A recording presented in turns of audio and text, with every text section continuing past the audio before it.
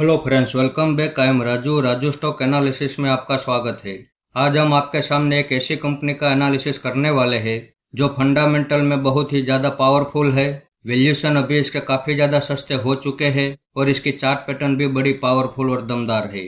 और उस कंपनी का नाम है सील इन्वेस्टमेंट लिमिटेड। अब इसके फंडामेंटल में शेयर होल्डिंग पैटर्न हम देखें तो पब्लिक के पास 36% जितनी होल्डिंग हमें यहाँ पे नजर आ रही है।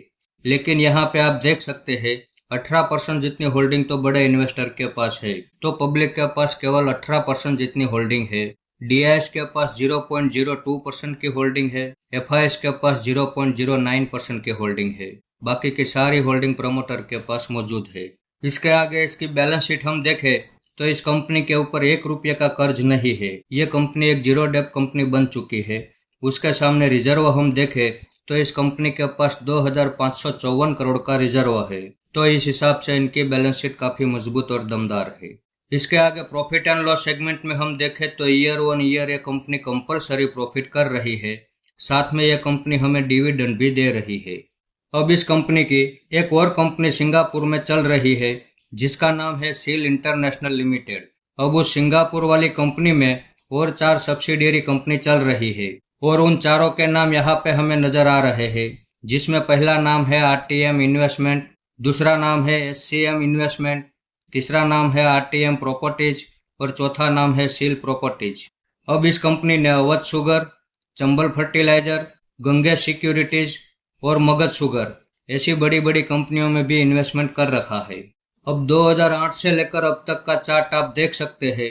2024 में इसने 910 रुपये का ऑल टाइम हाई बनाया था और वहां से गिरावट करते हुए अभी ये 422 रुपये के पास ट्रेड कर रहा है। आज हमने इसमें यहाँ एक एंट्री कर ली है जिसके स्क्रीनशॉट आप देख सकते हैं। अब अगर यहाँ से और ज़्यादा बड़ी गिरावट होती है तो इसमें हमारे टोटल 4 सपोर्ट रहने वाले हैं। हम इस कंपनी में 4 टुकड़ों में इन्वेस्टमेंट करने वाले हैं। इसमें हमारा दूसरा सपोर्ट 300 रुपये के पास रहेगा, तीसरा सपोर्ट 200 रुपये के पास रहेगा और चौथा लास्ट सपोर्ट हमारा इसमें 100 रुपये के पास रहने वाला है। ये यहाँ से जितनी भी गिरावट करना चाहे करने दो। इसकी हर गिरावट में हम बिना डरे अपना इन्वेस्टमेंट बढ़ाने के लिए तैयार है। हो सकता है कि ये 100 रुपये तक गिरावट ना भी करे, लेकिन अगर 100 रुपये तक गिरावट कर देता है तो 100 रुपये के पास तो हम दिल खोल के इन्वेस्टमेंट करने वाले हैं। इसमें हमारा जो टारगेट है वो 1300 रुपये के पास रहने वाला है। 1300 के भाव में हम सिर्फ और सिर्फ 75% होल्डिंग एग्जिट करने वाले हैं और बाकी बची 25% होल्डिंग लॉन्ग टाइम के लिए छोड़ देंगे। अब ये यहीं से बाउंस बैक करे तब भी या 100 रुपये तक गिरावट कर दे तब भी इसमें हमारा जो 1300 रुपये का टारगेट है वो इंटेक है। अब इसके चार्ट में जो टेक्निकल पैटर्न चल रही है उसी टेक्निकल पैटर्न की बेस पर हमने ये 1300 रुपये का टारगेट ढूंढ के निकाला है।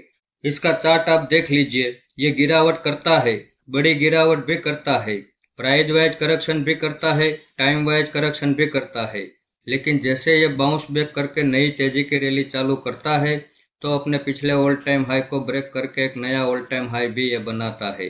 फिर से यहाँ पे देखो कितनी बड़ी गिरावट हुई, लेकिन जैसे ही इसने बाउंस बैक करके नई तेजी की रैली चालू की तो अपना जो पिछला ऑल टाइम हाई था उसे ब्रेक करके एक नया ऑल टाइम हाई बनाया।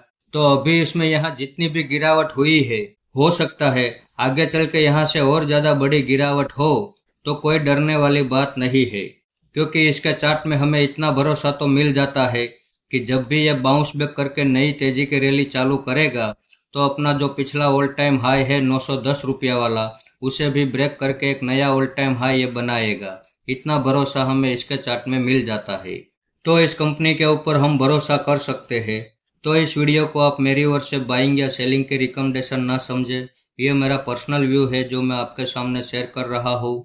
ऐसे ही अच्छे अच्छे टेक्निकल और फंडामेंटल वाले स्टॉक में आपके सामने लाता रहूँगा। आपने यहाँ तक मेरा वीडियो देखा उसके लिए आपका बहुत बहुत धन्यवाद।